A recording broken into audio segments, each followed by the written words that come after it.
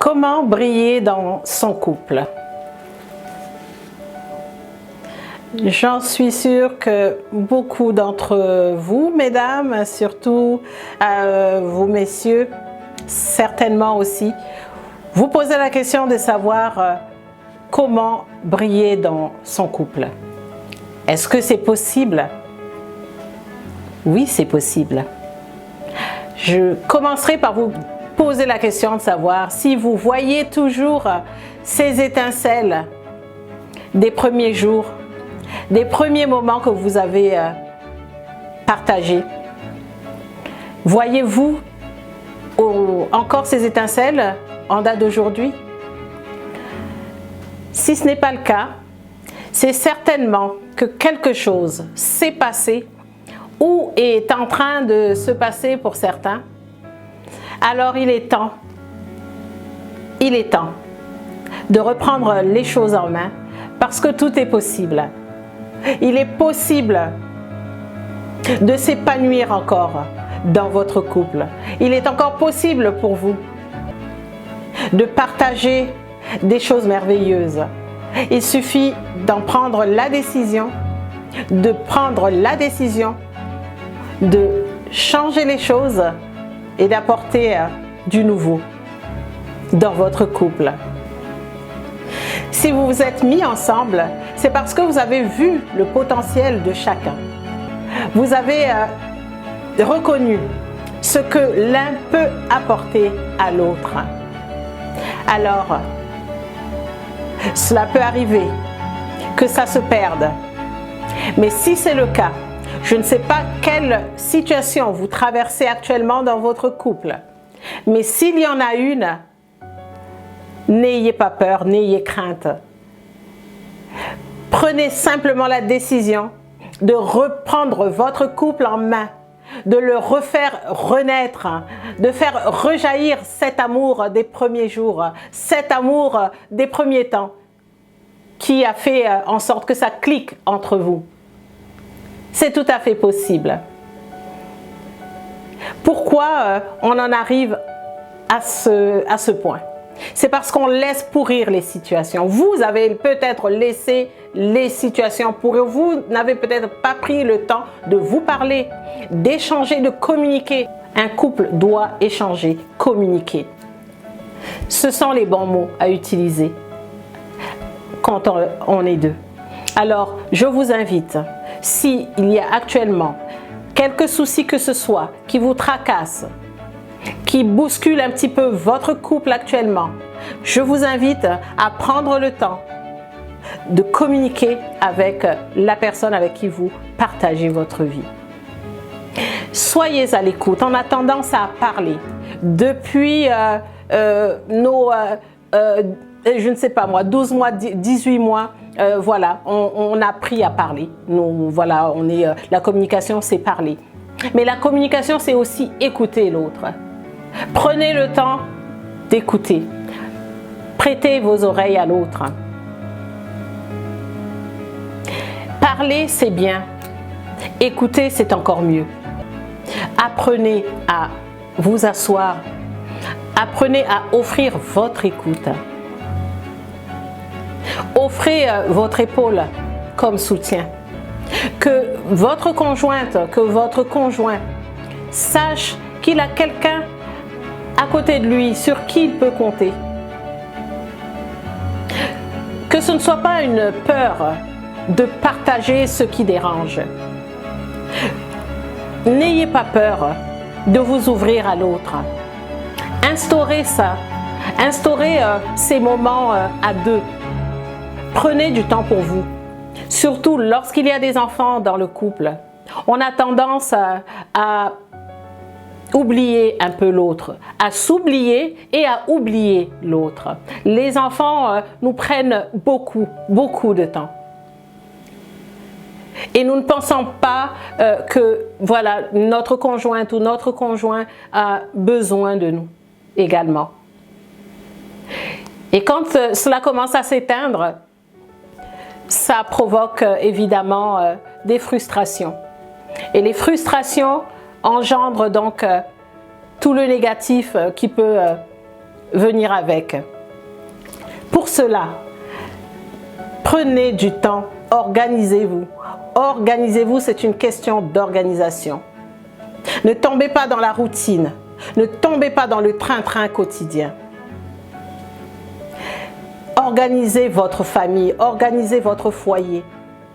Pour vous qui n'en avez pas encore, qui vivez en couple, vous n'êtes que deux, organisez-vous. Ayez du temps, cette liberté avec vos amis, avec votre famille, mais ayez ces moments privilégiés, particuliers avec la personne qui partage votre vie. Elle ne vous en sera que reconnaissante. Votre couple ne pourra bénéficier que des bienfaits de cela. Des échanges en amoureux, du temps passé en amoureux. Pour vous qui êtes en couple, qui êtes mariés, qui avez des enfants, trouvez ce moyen de faire garder les enfants. De temps en temps, de vous offrir de l'évasion. Évadez-vous en couple. Sortez de la ville. Sortez de chez vous. Organisez-vous pour des moments privilégiés en couple. Du spa, je ne sais pas, des pique-niques pendant l'été. Aller dans des auberges, vous retrouver pour un week-end. C'est tellement, tellement, tellement important. Et ces temps où vous vous retirez, profitez-en pour méditer ensemble. Méditez ensemble sur ce temps passé déjà entre vous. Méditez sur ce qui vous unit encore au moment présent. Et méditez sur les projets que vous pouvez réaliser ensemble. Sur ces choses merveilleuses, sur ce bonheur que vous pouvez encore avoir ensemble. Pour vous qui n'êtes pas encore en relation, mais qui vous apprêtez à vous marier, à vous fiancer, à simplement débuter dans une nouvelle relation, prenez ce temps et intégrez cela déjà avant de commencer cette relation. Promettez-vous d'avoir du temps pour l'autre. Promettez-vous de donner, d'établir déjà vos règles. Parce que cela est important d'avoir des règles dans un couple, des règles de fonctionnement qui peuvent être celles que vous voudrez. Vous déciderez de ces règles à deux. Ces règles se décident à deux. Oui, des règles de fonctionnement. Du respect dans la maison qui est obligatoire parce que les règles se respectent. Alors ça pourrait être la communication entre vous, le respect du temps offert à l'un et à l'autre, oui, et que ces règles soient respectées. Organisez-vous pour que ces règles restent visibles dans la maison, juste au cas où il y aurait l'un ou l'autre qui les oublie, qui soit porté à ne pas les respecter. Que l'autre conjoint lui rappelle ces promesses, ces vœux que vous vous êtes fait, que vous vous serez fait. C'est très important. Soyez ce soutien pour l'autre. Être en couple, vivre à deux, c'est aussi être un soutien pour l'autre. Que l'autre sache qu'il peut compter sur vous. Offrez votre support. Soyez complémentaires. Développez cette complicité. Pour ma part, je peux vous dire que j'ai appris de mon ancienne relation. J'ai gardé le meilleur de cette relation. Et pour la nouvelle relation que j'ai débutée, sur laquelle je suis épanouie en ce moment, eh bien, je peux vous dire que je suis partie sur ces bases de règles de fonctionnement. Nous avons décidé ensemble des règles de fonctionnement de notre foyer, de notre couple. Nous en avons défini 10. Alors, le nombre de règles vous revient. selon ce qui vous arrange, selon vos besoins, selon ce qui vous convient.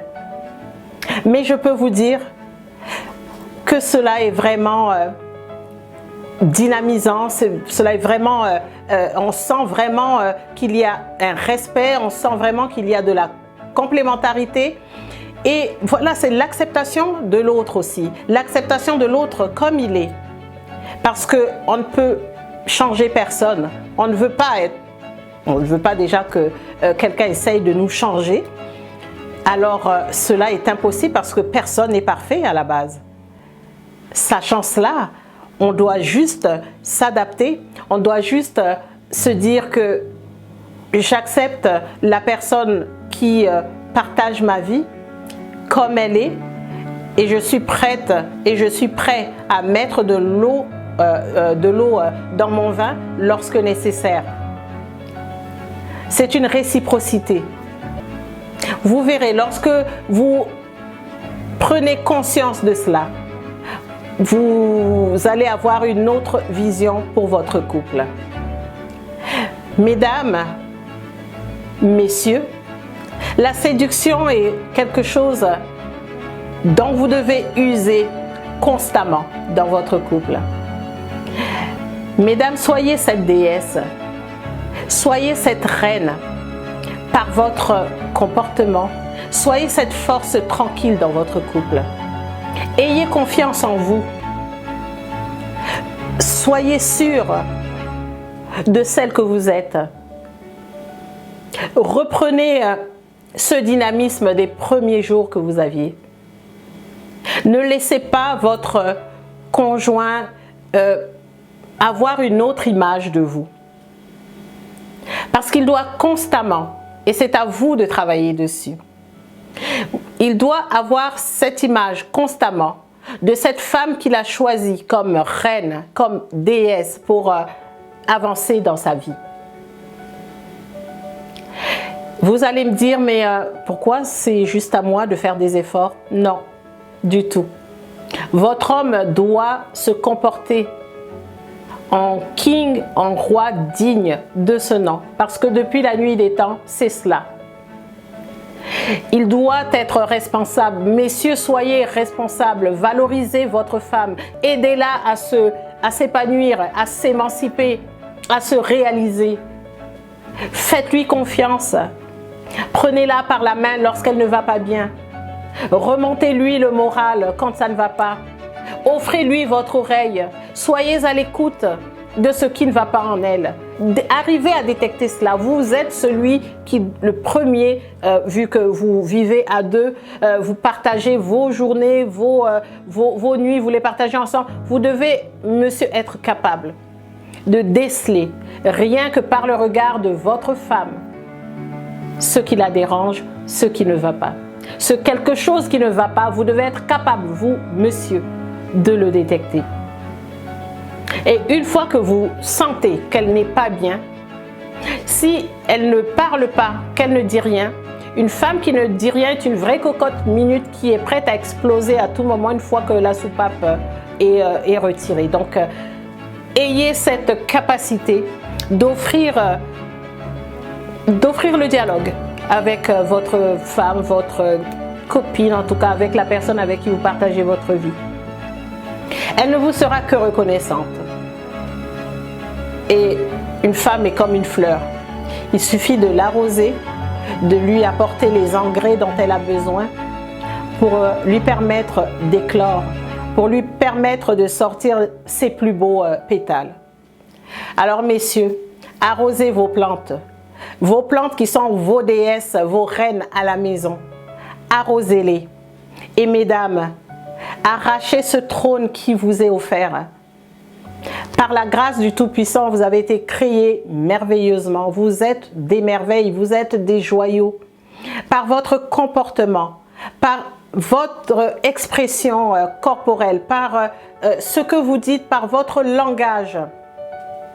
Soyez posés. Soyez cette femme amoureuse, cette femme qui met de l'humour dans son couple, qui apporte de la créativité, qui sait créer des sorties. qui sait offrir de son temps, qui sait offrir de ce qu'elle sait faire, peu importe, la cuisine, la couture, je ne sais pas. Offrez, offrez, offrez. Et la loi du donner et du recevoir fera son travail. Et vous verrez que ce que vous avez donné vous sera rendu au-delà de ce que vous attendez. C'est ainsi. Vous donnez et vous recevez. Soyez ce couple dynamique, ce couple puissant qui impacte le monde autour d'eux. Ce couple qui est capable de donner, de partager, qui est capable de donner envie aux autres de former un couple, de se mettre à deux. Soyez ce couple-là. Alors, un couple est formé de deux personnes. Cela se joue à deux. Ne perdez plus de temps. Ne dormez pas sur ce qui vous divise maintenant. Faites le choix de redynamiser votre couple. Faites le choix de vivre ce bonheur qui vous est dû dans votre couple. Soyez heureux dans votre foyer. Je suis coach Carole et je suis prête à marcher avec vous. Si vous avez besoin de plus d'informations, n'hésitez pas de me contacter. Dans l'attente, je vous souhaite beaucoup d'amour, du bonheur et du succès dans votre couple. À bientôt!